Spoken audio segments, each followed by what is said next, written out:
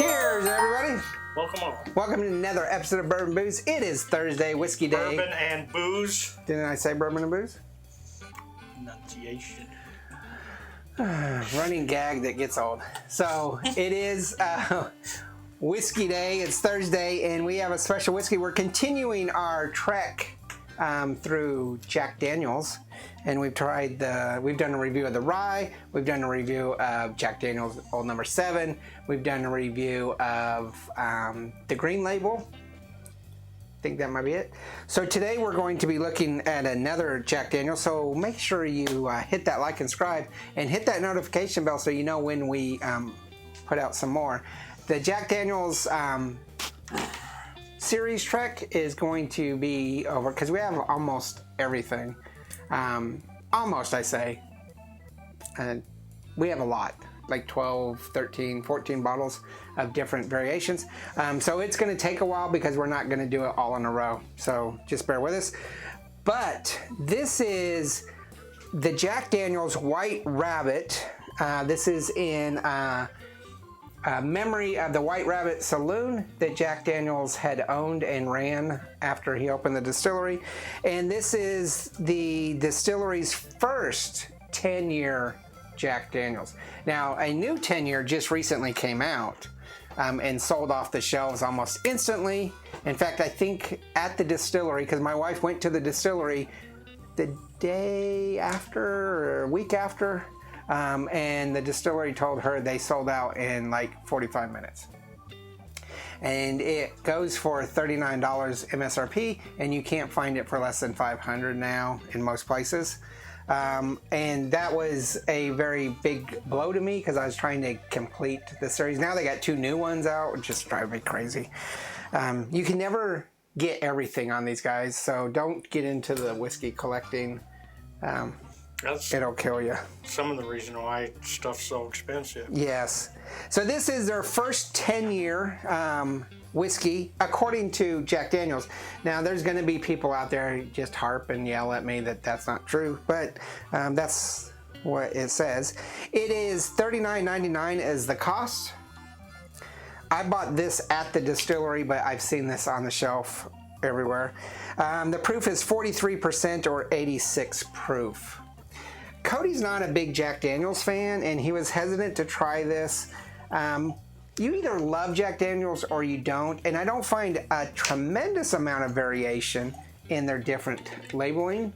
Not like Johnny Walker's, which is Scotch, and they're blended because they do different regions and stuff. Jack Daniels is just different kind of things. But Cody's giving me the bitter beer face with the thumbs up, and I definitely don't think he likes this. He was very hesitant. So let's go ahead and look at this. I do like the labeling on this.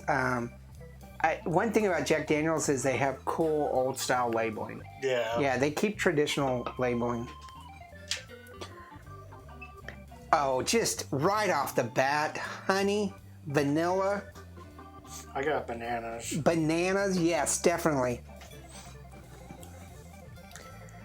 Got maybe bananas, but everything else I think you're just hallucinating from the heat.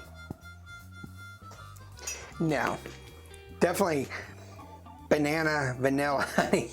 So Cody is so not liking this. He just Cleansing his palate with a Campbelltown. Going from Tennessee to Scotland. If you like it, you like it, but I have rarely found things that I just really don't like, and Jack Daniels, and especially this one, is one of them. So one of the things, you know, and we're going to get back to this review, one of the things is that Cody didn't grow up drinking, really. Not like we did back in the 70s and 80s. Back when we were youngsters, of the age to drink legally, of course. Or maybe not so, younger. Jack Daniels was the thing that was the go-to. Well, it was the biggest thing, I think, Jim Beam, and Seagram's. But it was one of the bigger things in the 70s and 80s. Yeah. Well, on the aroma, the bananas, they stand out. I'm getting vanilla. I got vanilla and a little honey. Yeah, honey. I can drink a glass of regular Jack. Maybe. This amplifies those undertones of regular Jack. So if you like those undertones of regular Jack, there's a little woodiness in it. Yeah. There's a little woody in it. I'm thinking about Toy Story now. There's a little woody in there. It just... Cody's thinking about he's a fourth grader. I'm glad I set this for not for kids. It's alcohol based. Of course, it's not for kids. I'm actually going to say this is a 3.5. I actually like it more, but I'm taking Cody's consideration. You put a 3, so I'm going to do a 3.5. I like it as a 4, but 3.5 is good.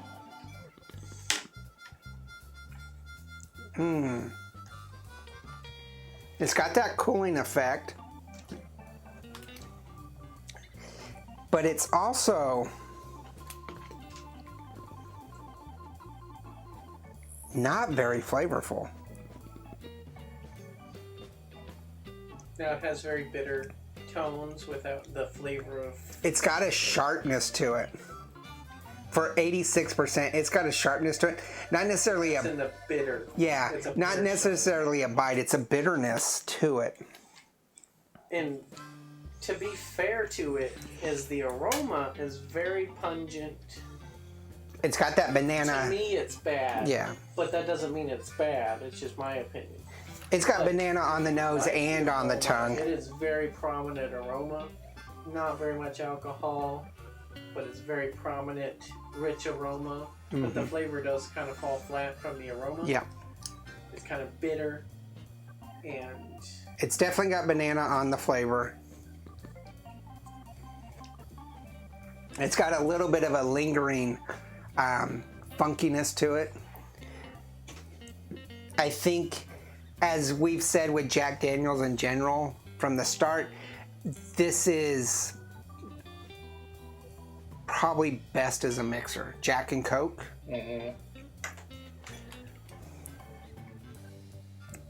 Not a lot of bite though, but there is some funkiness on the end. I would definitely say don't put water in it. I haven't done that. Huh? Haven't done that yet. it doesn't sound... So Jack is good over ice. Because of coldness. Yeah, definitely over water. Or over Coke, Jack and Coke, or Jack and 7-Up. I definitely like, Yeah, I like a good Seagram's and highball 7-Up, and yeah. stuff.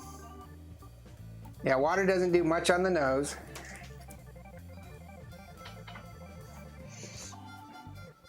Yeah, I don't think it does much on the flavor either. I think it Maybe enhances the bitterness a little bit. kind of downgrades it a little bit. So, the way we're looking at this is a 3-barrel overall. Oh, killed an ant. I thought you got rid of the ants, Cody.